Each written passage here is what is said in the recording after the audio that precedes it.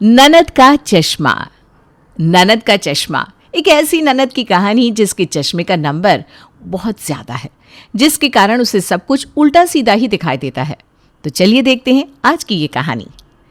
आजकल तो किसी को गाड़ी चलाना आता ही नहीं। अरे भाई आगे देखो आगे। अरे वो दीदी हटो वहां से। ओफो, लोग भी ना कम नहीं है, जरा इधर उधर देख के भी नहीं चलते हैं। तभी अचानक से रूपाली अपनी गाड़ी को एक आदमी की गाड़ी से टकरा देती है। अरे ओ भैया, दिखता नहीं है क्या? कम दिखता है तो जाकर आंख के डॉक्टर से मिलो ना, यहाँ क्यों तहलका मचा रहे हो? अरे मैडम, एक तो खुद गलती करती है और ऊपर से हमें डांट रही है। अरे गलती आपकी थी मैडम, हम गाड़ी बिल्कुल अच्छे से चला रहे थे, बल्कि आपको समझ में नहीं आया कि कब ब्रेक मारना है। आपने बहुत लेट में ब्रेक मारा है। अरे आप मुझे मत सिखाइए, 3 साल से गाड़ी चला रही हूँ, एक्सपर्ट हूँ गाड़ी चलाने में। हाँ, वो तो दिख ही रहा है। अब ना ज्यादा मत बोलो। गलती आपकी है मैडम, सुनना तो पड़ेगा। अरे भगवान का शुक्र मनाइए कि हम शरीफ खानदान से हैं और आपसे रिपेयरमेंट के पैसे भी नहीं ले रहे हैं। अरे अरे, इतना भी मत बोलिए। हाँ, गलती आपकी थी, आप चाहे माने या ना माने। क्यों भैया बताइए, हम सही कह रहे हैं ना? रूपाली के बगल में खड़ा आदमी कुछ नहीं बोलता। अरे भैया, आप कुछ बोल क्यों नहीं रहे? मुंह में दही जम गई है क्या? तभी किशोर की गाड़ी से उसकी पत्नी निकलती है। अरे भाई साहब, तब से आप गाड़ी में बैठे हुए हैं, जरा इनको समझाइए ना। मैडम, मैं आपको क्या भाई साहब दिख रही हूँ? मैं इनकी पत्नी हूँ। अब जो भी हो, आप जरा समझाइए ना इनको। मैडम, समझाने की जरूरत आपको है, इनको नहीं। अरे दोनों पति पत्नी पागल है। जुबान संभाल कर बात करिए, समझिए आप। अरे हाँ हाँ, जाओ जाओ। किशोर, चलो यहाँ से, ये औरत तो पागल है। दोनों पति पत्नी वहां से निकल जाते हैं। भाग गए दोनों मुझसे डर कर। इसके बाद रूपाली अपनी कार में बैठती है और अपनी सहेली से मिलने के लिए मॉल पहुंचती है। हेलो शिवानी, कैसी है तू? मैं तो बिल्कुल बढ़िया हूँ, तू कैसी है रूपाली? मैं भी बिल्कुल बढ़िया। अरे 1.5 साल बाद तुझसे मिल रही हूँ, बहुत खुशी हो रही है तुझसे मिलकर। क्या करूँ, जब से हम लोग मुंबई गए हैं तब से यहाँ पर आना जाना बिल्कुल कम हो गया है। हाँ भाई, तू तो मुंबई वाली हो गई है, कहाँ आएगी छोटे शहर में। नहीं यार, ऐसी बात नहीं है, बस तू जानती है ना, जॉब ये वो फलाना ढिमकाना, दुनिया भर की चीज़ें रहती है। हाँ यार, वो तो समझ सकती हूँ। चल अब कुछ ऑर्डर करते हैं। हाँ हाँ, चल चल। अच्छा, मैं लूँगी Oreo milk shake, garlic bread और फ्रेंच फ्राइज़। तू क्या लेगी? अब मैं बोलूँगी छोले भटूरे। अरे रूपाली, वो छोले भटूरे नहीं है, डोसा है। अरे नहीं यार, वो छोले भटूरे ही है। अरे पागल हो गई है क्या? वो छोले भटूरे नहीं है, बोला ना वो डोसा है, डोसा। अरे शिवानी, इतना बड़ा मॉल है तो हो सकता है कोई नए डिज़ाइन के छोले भटूरे आ गए हो। रूपाली, ये तो कैसी बात कर रही है? अच्छा छोड़, मैं बोलूँगी चॉकलेट आइसक्रीम। फिर तूने गलत बोला रूपाली, वो चॉकलेट आइसक्रीम नहीं है, वो कोका कोला बना हुआ है। अरे नहीं यार, हो सकता है कोका कोला ने कोई चॉकलेट आइसक्रीम लॉन्च की हो। रूपाली, तुझे क्या हो गया है? मुझे तेरी चिंता हो रही है। तेरे चश्मे का नंबर बढ़ गया है क्या? अरे चुप रहना शिवानी, ये क्या बोल रही है तू? मैं तेरी दोस्त हूँ और तू अपनी दोस्त की बेइज्जती कर रही है, वो भी सबके सामने। रूपाली, इतना गुस्सा क्यों हो रही है? मैं तेरी बेइज्जती नहीं कर रही हूँ, और वैसे भी यहाँ कोई हमारी बात नहीं सुन रहा, सब अपने में लगे हैं। नहीं शिवानी, तब से तू कुछ ना कुछ बोली जा रही है। मैंने बोला ना, ये चॉकलेट आइसक्रीम ही है। देख, अगर तुझे मेरी इतनी ही बेइज्जती करनी है ना, तो मैं जा रही हूँ घर, तू अकेले बैठ और खा अपने वो फ्रेंच फ्राइज। अरे रूपाली, रूपाली रुक ना। पर रूपाली तो गुस्से में अपने दोस्त को छोड़कर चली जाती है। वो ये बात मानने को तैयार ही नहीं थी कि वाकई में उसके चश्मे का नंबर बढ़ चुका है। मुझे तो सच में अब रूपाली की और भी चिंता हो रही है। उसे एक अच्छे आई स्पेशलिस्ट की ज़रूरत है। अगर उसे सही समय पर अच्छा आई स्पेशलिस्ट नहीं मिला तो पता नहीं उसका क्या होगा। हे भगवान, रूपाली की हेल्प करना। बड़ी आई मुझे बताने वाली, उसे लगता है कि मुझे कुछ पता ही नहीं है। रूपाली गाड़ी में बैठती है और ड्राइव करने लगती है। तभी थोड़ी देर बाद ही वो अपनी गाड़ी का ज़ोर से ब्रेक मारती है। ओहो, अब गाड़ी के सामने कौन आ गया? अरे ओ दादाजी, ज़रा जल्दी चलिए, जल्दी जल्दी रोड क्रॉस करिए ना। रूपाली अपनी गाड़ी के अंदर बैठकर उसके वहाँ से जाने का इंतज़ार करने लगती है। तभी वहाँ एक बूढ़ा आदमी आता है। अरे बेटा, आधा घंटा हो गया, किसका इंतज़ार कर रही हो? और ये किससे बात कर रही हो? आगे तो कोई भी नहीं है। अरे दादाजी वो देखिए ना, एक दादाजी तो खड़े हैं सामने। अरे बेटा वहाँ कोई खड़ा नहीं है, वो एक गाय है जो आराम से लेटी हुई है। अच्छा दादाजी वो शाम का समय है ना, तो बेटा शाम है तो तुम्हारा ये हाल है, रात हो जाएगी तो क्या होगा बेटा? दादाजी आप ना कुछ ज़्यादा ही बोल रहे हैं। ठीक है, नमस्ते, चलती हूँ। रूपाली चली जाती है। कौन थी ये लड़की? कितनी अजीब थी। इस तरह रूपाली के चश्मे का नंबर बढ़ जाने के कारण उसे इन परेशानियों का सामना करना पड़ रहा था, लेकिन वो फिर भी इन सारी परेशानियों को इग्नोर कर रही थी। ऐसे ही दिन बीतते हैं और एक दिन। अरे माँ, भाभी से मैंने आधे घंटे पहले बोला था चाय बना दे, और देखो आधा घंटा हो गया लेकिन अभी तक चाय नहीं बनी। अरे अगर तेरी भाभी ने चाय नहीं बनाई तो ये टेबल पर किसकी चाय रखी है? जब मैं नहाने गई थी तब भी मैंने ये चाय यहीं देखे थे। मैं ये किताब पढ़ रही थी ना, तो ध्यान नहीं गया होगा। तो भी ना। ननद जी ये लीजिए समोसे। थैंक यू भाभी। अच्छा भाभी, आपने अपनी दोस्त प्रिया से बात करना छोड़ दिया ना? हाँ ननद जी, कब का छोड़ दिया? बहुत अच्छा किया आपने भाभी, लेकिन आपने उनको ये तो नहीं बताया ना कि मैंने आपसे कुछ बोला है। ये सब मत बताना, ओके? अरे नहीं नहीं ननद जी, मैंने उसे कुछ नहीं बताया, बस उससे बात करना ही छोड़ दिया। हाँ तब सही है। हाँ और नहीं तो क्या, ऐसी लड़की से भला क्यों बोलना जो अपने पति के रहते किसी और से मिलती हो। सच में माँ, आजकल ज़माना बहुत ख़राब हो गया है। अब तो किसी पर भी जल्दी से भरोसा नहीं कर सकते। आजकल की कुछ औरतें घर में तो बड़ी सती सावित्री बनकर घूमती है, लेकिन बाहर पता नहीं क्या क्या करती है।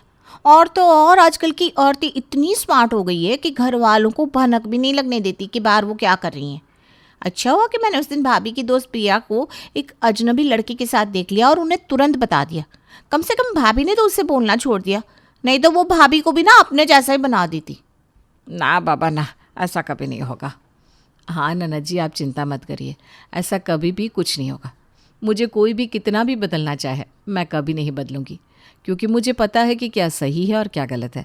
मेरे माँ बाप ने मुझे बहुत अच्छे संस्कार दिए हैं। हाँ भाभी वो तो है, लेकिन एक बात समझ में नहीं आई कि आखिर प्रिया ने ऐसा किया क्यों होगा। अरे माँ, मॉडर्न ज़माना है। लोगों को शादी के 5-7 साल बाद ही जब सब कुछ बोरिंग लगने लगता है, बस एंजॉयमेंट के लिए लोग ये सब करने लगते हैं। सच में आजकल के रिश्ते लंबे चलते ही नहीं। हाँ बेटा, क्या ज़माना आ गया है बताओ। और एक हमारा ज़माना था जब तलाक का तो नाम भी नहीं लिया जाता था। हाँ, अगर पति पत्नी में अंडरस्टैंडिंग अच्छी रहती है तो ही रिश्ता लंबा चलता है। और आपको तो पता ही है, ताली दोनों हाथ से बजती है। हाँ बहू, आजकल लोग सहन नहीं कर पाते और ज़रा सी बात पर तलाक लेने की सोचने लगते हैं, जो एक गलत बात है। जी माँ जी।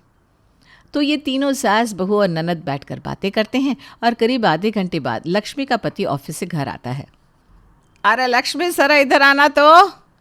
माँ जी आप दोनों बात करिए, मैं अभी आती हूँ। ठीक है बेटा। 1 घंटे बाद। अरे माँ सुनो सुनो। अब क्या हुआ, क्या बात है? माँ ये भैया और भाभी दोनों ना बड़े चालाक हैं। ऐसा क्या कर दिया उन्होंने? अरे आपको पता है, भैया ना भाभी के लिए सफ़ेद रंग के सैंडल लेकर आए हैं। मैं जब बाथरूम जा रही थी तब मैंने देखा बिस्तर में रखा हुआ था। भैया से मुझे ये उम्मीद नहीं थी। अभी थोड़ी देर पहले जब भैया बुला रहे थे ना भाभी को, मुझे लगता है वही सैंडल चुपचाप देने के लिए बुला रहे थे उन्हें, ताकि हम उन्हें देख ना ले। हमारे सामने तो बजट नहीं है ऐसा बोलते रहते हैं, और भाभी को कुछ ना कुछ नया सामान लाकर देते रहते हैं। उस दिन मैंने भैया से 2500 रुपये मांगे तो बोलने लगे नहीं अभी नहीं है। बताओ माँ। हाँ जो भी है, लेकिन तेरी भाभी को भी तो आकर दिखाना चाहिए ना कि उसका पति उसके लिए क्या लेकर आया है। वही तो माँ, मुझे ना ये वाली आदत बहुत बेकार लगती है, छुपा छुपा कर सामान लाने वाली। अरे हम कौन सा भैया को मना कर देंगे कि भाभी को ये मत दिलाओ वो मत दिलाओ। अरे उनकी पत्नी है, जो उन्हें खरीदना है खरीदे उनके लिए। रूपाली ऐसे ही अपनी माँ के कान भरती रहती है। वहीं दूसरी ओर लक्ष्मी का पति उसके लिए कोई सैंडल नहीं लाया था, बल्कि एक सफ़ेद रंग का टॉवेल लाया था 70 रुपये का, और वो भी अपने लिए, जिसे उसकी बहन रूपाली ने कुछ और ही समझ लिया था। और ऐसा पहली बार नहीं हुआ था। इससे पहले भी 2-3 बार ऐसा हो चुका था जब रूपाली को लगा था कि उसका भाई कुछ महंगा सामान खरीद कर लाया है जिसके बारे में उसने उसे और उसकी माँ को नहीं बताया। तो 3 दिन बाद, माँ जी मुझे आपसे कुछ बात करनी है। हाँ बोलो, क्या बात है?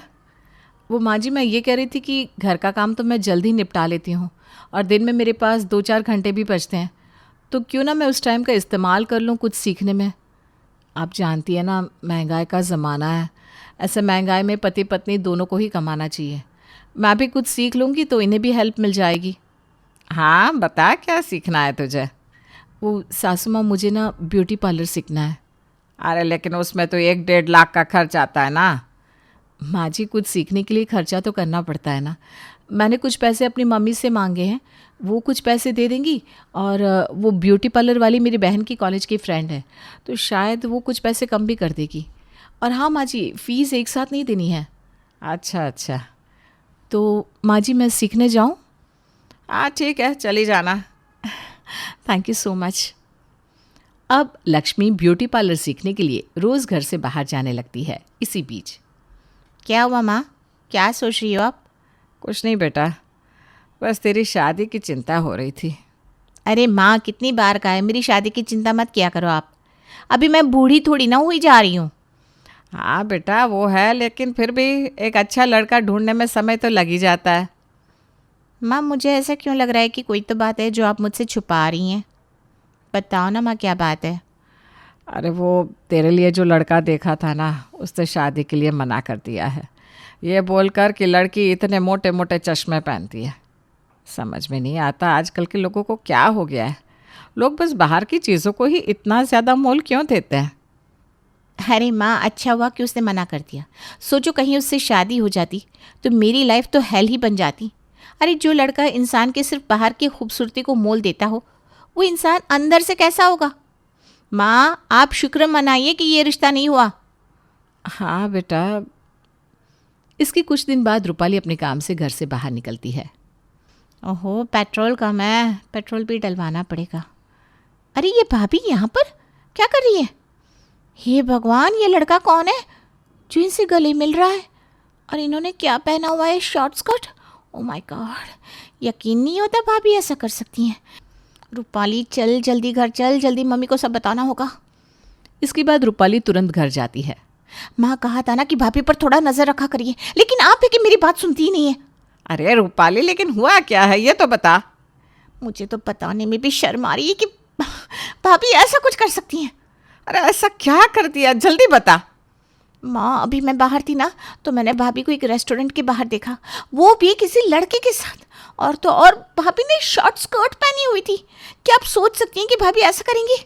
हे भगवान, ये तो क्या कह रही है रूपाली, तू होश में तो है? अरे माँ, मैं अपनी इन दोनों आंखों से देख कर आ रही हूँ, मेरी आंखें कभी धोखा नहीं खा सकती। क्या? हाँ माँ, जब ब्यूटी पार्लर से लौटेंगी ना, तो आप उन्हें साफ साफ कह दीजिएगा कि उन्हें ब्यूटी पार्लर जाने की कोई ज़रूरत नहीं है। अच्छा हुआ कि मैंने आज उन्हें देख लिया। मम्मी, जल्द ही ये सब खत्म करना होगा, क्योंकि अगर मोहल्ले में किसी को भी कुछ भी पता चल गया ना, तो ये बात आग की तरफ फैल जाएगी और हम लोग कहीं मुंह दिखाने के लायक नहीं रहेंगे। तू चिंता मत कर रूपाली, मैं ऐसा कुछ नहीं होने दूंगी। थोड़ी देर बाद जब लक्ष्मी घर आती है, बहू तुम बाहर ब्यूटी पार्लर सीखने जाती हो या हमारी नाक कटवाने? हाँ भाभी, ये बताइए, आप आज रेस्टोरेंट में किसके साथ थी? और ये ड्रेस बड़ी जल्दी बदल दी आपने। सासू माँ, ननद जी, ये आप दोनों क्या कह रही हैं? मुझे कुछ समझ में नहीं आ रहा। Market, dress. नाटक अच्छा कर लेती हो बहू। क्या ये बात सच नहीं कि तुम अभी बाहर किसी लड़के से मिलकर आ रही हो? ये भगवान, माँ जी आप ये क्या कह रही हैं? मैं ऐसा करना तो दूर, ऐसा करने की सोच भी नहीं सकती।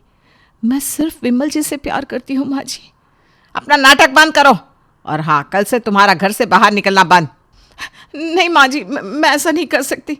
अरे शर्म करो बहू, तुम्हें इतना अच्छा ससुराल मिला है, तब भी तुमने ऐसा किया हमारे साथ। पर माँ जी ये सब झूठ है। लक्ष्मी को बेवजह इतनी सारी बातें सुनाई जाती हैं। थोड़ी देर बाद जब लक्ष्मी का पति घर आता है और उसे ये सारी बातें पता चलती है। विमल, मेरी बातों पर यकीन कीजिए, मैंने कुछ नहीं किया।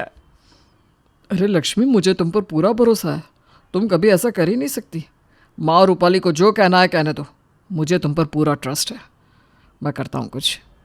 अगले दिन से ही विमल अपनी बहन पर नज़र रखना शुरू कर देता है, जिससे उसे पता चलता है कि रूपाली को चीज़ों को पहचानने में प्रॉब्लम हो रही है।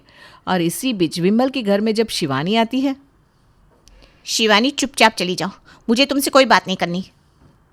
रूपाली, अपनी सहेली से इतना गुस्सा क्यों हो रही हो? बेचारी शिवानी चली जाती है। विमल भी शिवानी के पीछे पीछे जाता है। रुकिए, आप शिवानी के दोस्त हैं ना? हाँ भैया, नमस्ते। नमस्ते नमस्ते। अच्छा, आपकी शिवानी से लड़ाई हो गई है क्या? हाँ भैया, वो उस दिन मॉल में ना। शिवानी विमल को पूरी बात बताती है। विमल भैया, रूपाली को एक अच्छे आई स्पेशलिस्ट की ज़रूरत है, लेकिन वो मेरी बात मानने को तैयार ही नहीं हो रही है। अब आप ही कुछ करिए भैया। ठीक है शिवानी, तुम्हारी बात बिल्कुल सच है। तभी भगवान की दुआ से रूपाली के लिए एक बहुत ही अच्छा रिश्ता आता है, वो भी एक आँख के डॉक्टर का। भाई मुझे तो आपकी लड़की बहुत पसंद आई विमला जी, हमारी तरफ से रिश्ता पक्का। हमारी तरफ से भी। कुछ महीने बाद रूपाली और डॉक्टर शिवाय की शादी हो जाती है और ये डॉक्टर पति रूपाली की आंखों का अच्छे से ट्रीटमेंट भी कर देता है। इसी बीच रूपाली, मैंने लक्ष्मी की सहेली प्रिया के बारे में भी पता किया है। उसका भी कोई अफेयर नहीं चल रहा है। ये सब तेरे मोटे मोटे हाई पावर वाले चश्मे की वजह से हो रहा था। हाँ भैया, गलती हो गई। भाभी, मुझे माफ़ कर दीजिए। अरे कोई बात नहीं ननद जी, जो हुआ सो हुआ, अब सब भूल जाइएगा। हाँ बेटा। इस तरह लक्ष्मी के ननद का मोटा चश्मा उतरने के बाद सब ठीक हो जाता है और अब सभी लोग खुशी खुशी रहने लगते हैं।